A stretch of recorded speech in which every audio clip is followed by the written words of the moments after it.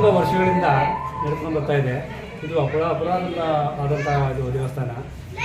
ಇಲ್ಲಿ ಒಂದು ಮಹಿಮೆ ಏನಪ್ಪ ಅಂದರೆ, ಆ ಭಕ್ತರು ನಂಬಿರ್ತಕ್ಕಂಥವ್ರಿಗೆ ಅವ್ರಿಗೆ ಅವರ ಆಸೆಗಳನ್ನು ಈಡೇರಿಸತಕ್ಕಂಥ ಮಹಾತ್ಮವನ್ನು ಪ್ರತಿ ವರ್ಷವೂ ಅದ್ಧೂರಿಯಾಗಿ ಆ ಸೇವೆಯನ್ನು ಮಾಡ್ಕೊಳ್ತಾ ಇದ್ದಾರೆ.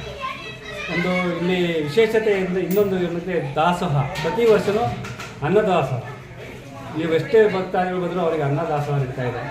ಇದು ಇನ್ನೂ ಹೆಚ್ಚಿನ ರೀತಿ ನಡೀಬೇಕು ಅಂತೇಳಿ ನಮ್ಮ ಇದು ವೆಂಕಟೇಶ್ವರನ 50 ವರ್ಷದಿಂದ ಇದೆ ಪುರಾತನ ದೇವಸ್ಥಾನ. ಈಗ ನಮ್ಮ ತಂದೆಯವರು ನಡೆಸ್ಕೊಂಡು ಹೋಗ್ತಾಯಿದ್ರು. ಈಗ ಮಗನ ನಾನು ನಡೆಸ್ಕೊಂಡು ಹೋಗ್ತಾ ಇದ್ದೀನಿ. ಪ್ರತಿ ವರ್ಷ ಇದೆ ಶ್ರಾವಣ ಮಾಸ ಪರ್ಯಾಯ ಶ್ರಾವಣ ಮಾಸದಲ್ಲಿ ಮಾಡ್ಕೊಂಡು ಹೋಗ್ತಾ ಇದ್ದೀವಿ. ಭಕ್ತರಿಗೆಲ್ಲ ಏನು ಬೇಡ್ಕೊಳ್ತಾರೋ ಅದು ಈಡೇರುತ್ತೆ.